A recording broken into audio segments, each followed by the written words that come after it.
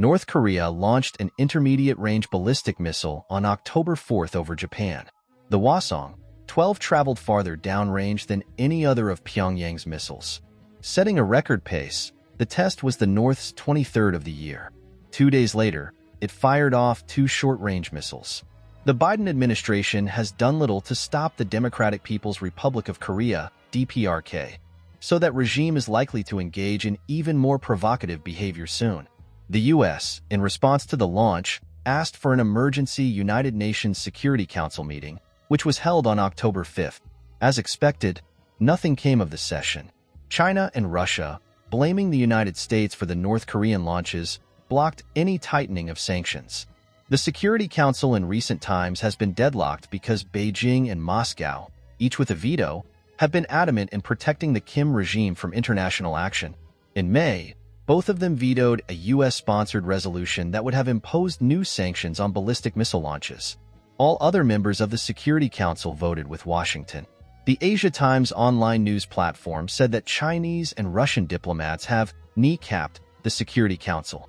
China's and Russia's failure to fully and completely fulfill their obligations has only, we fear, emboldened the DPRK in undermining the UN Security Council, the international rules-based order, and global non-proliferation regime, said Daniel Crichton-Brink, the U.S. State Department's Assistant Secretary for East Asian and Pacific Affairs, shortly after the October 4th launch. I don't think anyone should doubt our resolve in terms of pursing sanctions and other authority to impose a cost on these actions, Crichton-Brink, the top U.S. diplomat for the region, added. On the contrary, everybody should doubt American resolve. The U.S. has the power to stop North Korean missile tests, but has chosen not to do so. This is true not only of the Biden administration, but also its predecessors. The U.S. has continually decided to adopt feeble options. How so? Without money, the Kim regime could not, among other things, launch missiles. The United States, without China's and Russia's approval, can cut off money to the Kims. Chinese banks have been laundering the North's proceeds of criminal and prohibited activity for decades. The Trump administration in June 2017 designated, pursuant to Section 311 of the USA Patriot Act, China's Bank of Dandong to be of primary money laundering concern. The designation meant the bank could no longer clear dollar transactions through the U.S. banking system. If the designation was meant as a signal, Beijing ignored it, and the Chinese assessed the situation correctly. The Trump administration in 2018 decided not to enforce money laundering laws against 2 of the Big Four Chinese banks, Agricultural Bank of China and China Construction Bank, which were handling suspicious transactions involving North Korea. Such a designation would have put these banks out of business everywhere outside China, and Beijing, as a practical matter, would have had to stop money laundering for North Korea. As a result of inaction, President Donald Trump gave Chinese institutions free passes to violate American statutes. The administration's decision, an abrogation of its responsibility to uphold the law, was deeply prejudicial to its efforts to disarm the Kim regime.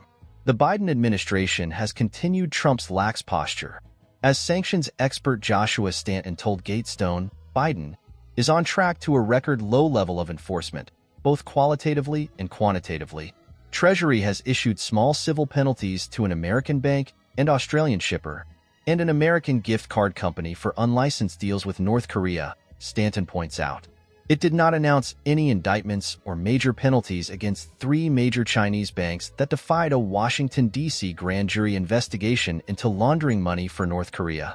The failure to designate is particularly egregious because these banks had been held in contempt of court. The administration has the goods on the North Koreans and the Chinese, but has continually failed to act.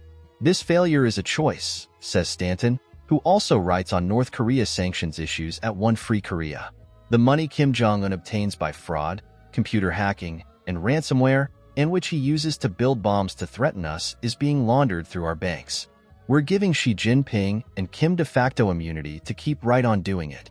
North Korea, analysts believe, will detonate a nuclear device sometime soon, perhaps later this month or next, in what will be its 7th test of a nuclear device. At some point, the Kim regime will make good on its promise, made in front of a New York City audience in September 2017, to detonate a thermonuclear weapon in the atmosphere over the Pacific Ocean. North Korea in November 2017 tested an intercontinental ballistic missile, the Hwasong-15, which can reach any part of the continental United States. North Korea's accelerated testing of missiles is a reminder that Kim is quickly developing the power to destroy American cities.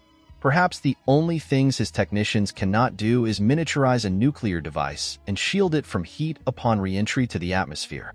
These are, however, capabilities his military, perhaps with China's help, will develop soon. Americans might wonder how one of the most destitute regimes on Earth can build weapons capable of killing most every American.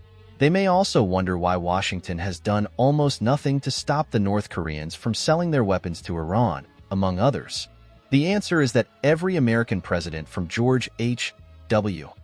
Bush on has refused to wield American power to protect Americans from a known and existential danger.